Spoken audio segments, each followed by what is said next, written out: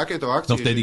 že rozumieš, že boli akcie, ja neviem, boli v Trnave, kde všetci došli na vlaku, že potom si ich stretol buď na tej vlakovej alebo autobusovej stanici a tak to bolo ako keby všade na Slovensku. Do Prievidze sa chodilo veľa, alebo aj v Lučenci boli tak akcie, alebo vieš, že hoci kdekoľvek, že kde bola už nejaká aj skupina, ktorá aj robila niečo, tak sa medzi sebou pozývali, vieš, všetci chodili, že maximálne sa preplácala cesta, kde boli honoráre vlastne za koncerty. Celé to bolo také, vieš, také dobrovoľnícke, ochotnícke. Áno, no. No a vieš, ako malo to svoje čaro, samozrejme. Málo, to boli pekné časy. No a vieš, že hovorím, že... No ale teraz sa už nemoc nerobí takýchto akože, že koncertov hiphopových u nás ani moc, nie? Veď sú také skupiny. Sleduješ mladých hiphoperov, riešiš to vôbec? Akože, ako čo myslíš, že či...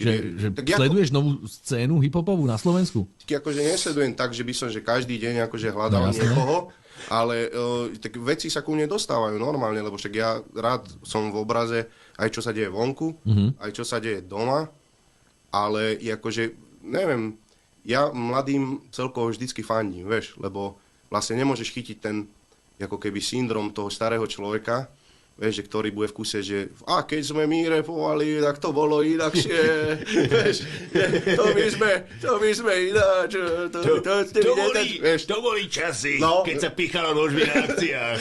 To boli, keď chlapci z dedín chodili za nami tam. S vidlami. No, vieš, že proste mne sa to nepáči, lebo vieš, že každá doba si niečo nesie, vieš, že aj my sme boli vlastne, zober si, že v tej dobe, keď si v druhej polovici 90. rokov nosil, že vtedy tá hip-hopová móda bola proste čo najširšie veci, farebné, vieš, proste, že oranžové, vieš, žlté, vieš, proste takéto veci, tak vieš, tí starší ľudia napríklad na Klokočine normálne sa kúskali, že prečo to nosíte, vieš, prečo sa tak obliekate, vieš. Gate na polite. No presne. Vieš, a preto to hovorím, že aj my sme pre niekoho vlastne v tej dobe pripadali, že proste, že to sú tí mladí, že čo nevedia čo so sebou, vieš.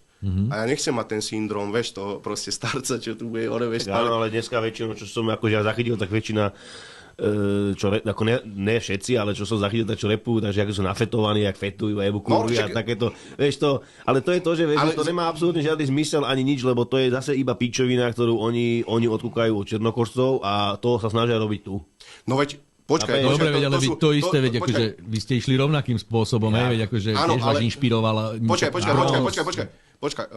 Toto v tomto s Denisom aj čiastočne súhlasím, lebo zase druhá vec je, že ja ti poviem takto, že v tej starej generácii reperov, že starej bavíme sa, že tá prvá línia bol David zo Sensa, Ríšo zo Žužulety, proste Kamčo, vieš, a títo, tak oni vlastne v tej ďalšej generácii, čo sme v podstate ako keby my, ako keby tá druhá línia, že o pár rokov od nich mladší, tak oni robili na tých prvých koncertoch, sa robil ten časopis Podzemie slovenského repu, čo bolo také len vytlačené vo Worde a poprefocované a ľudia si to dávali.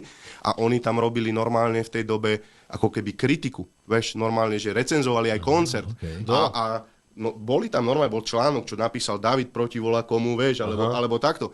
A oni robili takú tú, nazvime to, že opozíciu, že vlastne tá komunita bola komunita svojím spôsobom a oni vlastne to filtrovali, vieš, že tam bola nejaká stará udalosť, kedy došli slovenskí reperi v Petržalke na pódium na zvuk ulice a mali anglické prezývky a David im proste, tam bol report normálne napísaný, že David im povedal, že chlapci, tu ste sa pomýlili, tu sa repuje po slovensky, choďte preč, vieš. No. A čiže on tam bol taký ten ako keby regulačný faktor, že tá komunita keby sa starala o to, že kam tá hudba, alebo kam tá kultúra, subkultúra, že kam má smerovať a ako sa má robiť.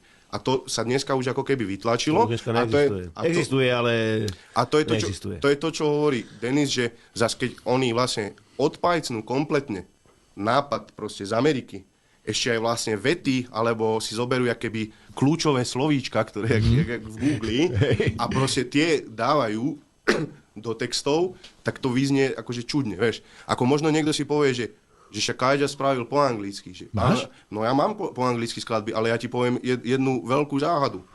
Ja v tých textoch po anglicky repujem vlastne príbeh Slováka, ktorý došiel do Anglicka. Čiže ja v nich v podstate repujem o Slovensku. Okay. A nerobím to tak, že keď robím slovenskú skladbu, nepchám tam anglické slovíčka, a keď robím skladbu po anglicky, tak...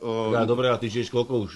No, ale keď robím po anglicky... No, tak beháš Černochmi a táš, tak to je... No, a keď robím po anglicky, tak dávam na ich radu, že naschvál, akože dávam viac, aby bolo počuť v tej angličtine východoeurópsky prízvuk.